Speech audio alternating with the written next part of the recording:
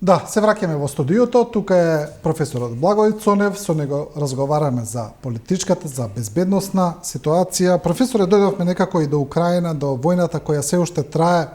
Почна уште од февруари. Гледаме тамо што се случува, нема да навлегуваме премногу во суштината на самата војна таму, ќе разговараме повеќе за импликациите. Еве да почнеме од оние политичко-енергетски, кои се и безбедносни се разбира, економски.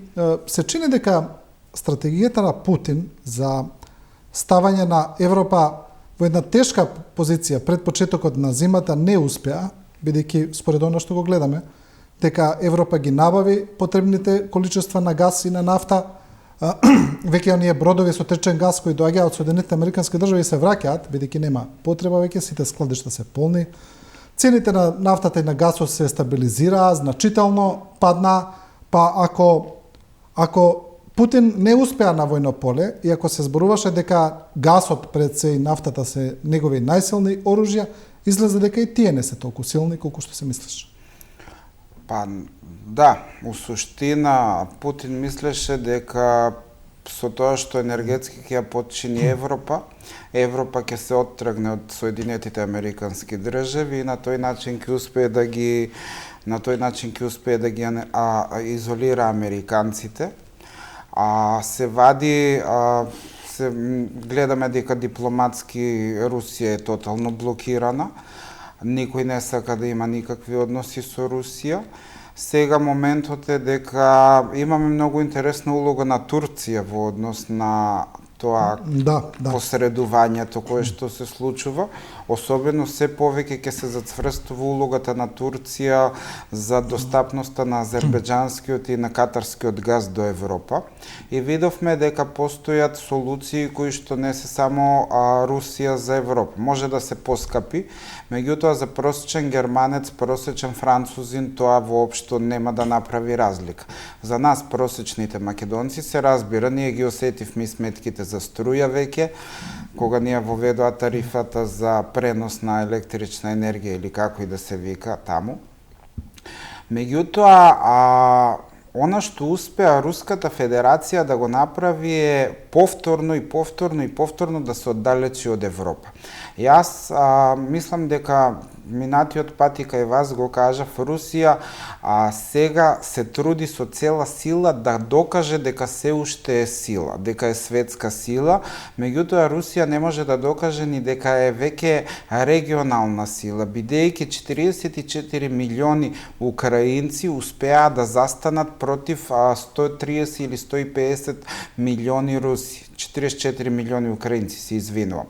И Украина успеа да докаже дека е европска држава пред се, и Украина успеа да докаже дека Европската Унија, па и Соединетите Американски држави можат да бидат партнер на кој што може да се располага, може да се смета. И со самото тоа што Русија е изолирана, европските, американските фирми ги затворија своите представништва во Русија. Имаме несоработка со руските представништвата на руските фирми во Европа, во другите делови на светот, и некои проруски аналитичари објаснуваат дека сега од Херсон се повлекуваат заради нивните војници да не бидат на студено и како и да е. Меѓутоа, она кое што Русија го прави во моментов е тотална дефанзива, повлекување во себе, и сега ќе се играат најверојатно на картата колку што е можно да добијат повторно понуда за нови преговори со Украина, бидејќи толку многу се сплоти Западот против агресија на една држава врз друга држава во 21. век, што никој не го очекуваше тоа.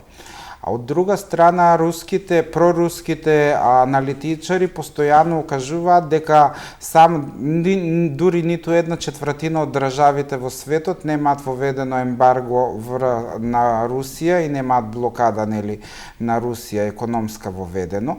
Меѓутоа забораваат дека таа една четвртина држави кои што имаат воведено ембарго на Русија и ја изолираат Русија во меѓународните односи, се таа една четвртина држави во светот кои што се носители на 90% од светската економија, во кои што се регистрирани 90% од светските фирми, компании кои што се конгломерати и во кои што живеат околу 70 до 80% од потрошувачкото население во светот. Бидејќи не е битно дали Русија ќе има односи со Замбија или со или со Конго, или со некоја друга африканска држава. Тоа не се пазари за тоа што Русија сака да го даде. Русија не може да продава газ во Африка, Африка си има газ во Нигерија, има газ во Либија, има во Алжир. На Русија и треба да продава во Европа. И сега кога се престана со продажбата во Европа, се свртеа кон Кина. Кина веќе геополитички не може да се шири, бидејќи е пренаселена. Значи, гледа единствен спас кон Сибир. Но има проблем таму што со капацитетот на гасоводите кон Индија и Кина е само 10% од капацитетот на гасоводите кон Европската Унија. Нема шанси без некои 10 години да се прошири тој капацитет. А плюс е тој газ што го купуваат и нафта Индија и Кина го купуваат по субвенционирана цена. Цена многу блиска до производствената. Да, успеа кинезите да ги подклекнат русите економски многу и нафтата и газот успеа да ги симнат до цена која што е скоро неприфатлива. Од друга страна гледаме дека во меѓународните односи Кина многу мудро молчи. Кина многу мудро молчи, а не сака да се спротистави директно со Русија, бидејќи тоа е граница која што е долга преку 2000 и колку километри меѓу нив. Тие се директни соседи, може и не е ни обележена таа граница. Но испрати две многу важни пораки. Едната е дека нема да ги признае ново настанатите републики во Украина и втората, после средбата со Џо Бајден, кинескиот претседател Џипинг, кажа дека употреба на нуклеарно оружје е неприфатливо. Па неприфатливо е бидејќи нуклеарното оружје е создадено за да се заштити една држава, а не за да нападне една држава. И употребата на нуклеарно оружје во Хирошима и Нагасаки се случува 45-та година само поради тоа да се стави крај на Втората светска војна.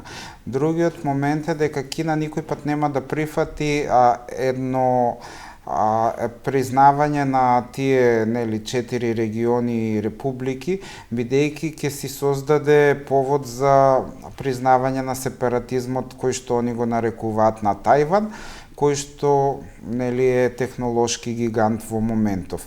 И Русија потврли во моментот кога видовме дека дипломатски не се толку моќни, бидејќи кога нивниот министер за надворешни работи зборува, сите присутни во таа сала излегуваат. Било да се обраќа на видеоврска, било да е присутен, значи тој е комплетно изолиран.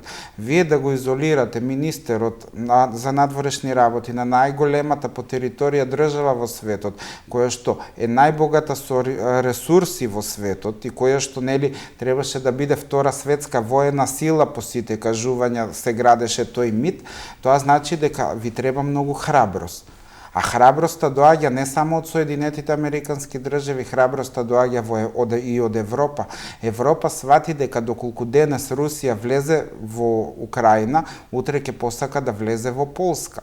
Мислам дека одскоро имаше преместување на 30 или 40 илјади руски војници на границата со Белорусија и Полска. И тоа е огромно, значи, меѓутоа не смеат они да си играат со НАТО. Бидејќи да беше Русија толку моќна, они ќе успеат дипломатски да го решат проблемот со Украина. Американците намерно ги пуштија русите да видат до кај можат да одат, за да видат на крај дека Европа комплетно независни може да функционира и од рускиот газ, и од руските енергенси, и дека ќе се најде пласман за сите производи од европските фирми. А Русија... Американците со години бара прекинување на Северен ток 1 и 2, дури имаше и санкции за германските компании кои учествуваат во тоа. На крајот го постигнаа тоа со една шок терапија, но го постигнаа на крајот. го постигна со таа нивната хардкор дипломатија во која што одат, бидејќи сакаа на крај конечно да му покажат на светот дека Русија не е таа велесила за која што се прикажува и дека самиот Советски сојуз со неговото распаѓање успеа да создаде од Русија една држава која што е исфрустрирана, една држава која што живее во прангите на минатото, на империјалната слава уште од времето на царска Русија, подоцна времето на советските лидери, кога мафта од балконите на Кремљ врз на тие воени паради и имаше еден мит дека еве во Русија е дојден новиот цар, тој ќе ја воскресне Русија и видовме дека тој цар воопшто нема никаква поддршка од никого во светот. Дури неговиот најблизок пријател Лукашенко повеќе не го поддржува, бидејќи знаете, Николај Чаушеску кажува: давам цел суверенитет само за да не граничам со Советскиот сојуз, кога е лидер на Романија. Значи он ќе владее без суверенитет, ќе владее без ништо, само да не граничи со Советскиот сојуз. Исто така 68 година постарите, повозрастните македонци, граѓани на Македонија памтат дека се копани ровови околу границата на Југославија со Унгарија и со Романија и со Бугарија, бидејќи поради таа прашка пролет се очекувало дека Советскиот сојуз може да влезе во Југославија. Тоа за среќа не се случува. Меѓутоа, на русите им беше одржана една многу убава лекција. Со сила убавина не бидува. Во дипломатијата треба да имаш пари, треба да знаеш како да си ги постигнеш целите.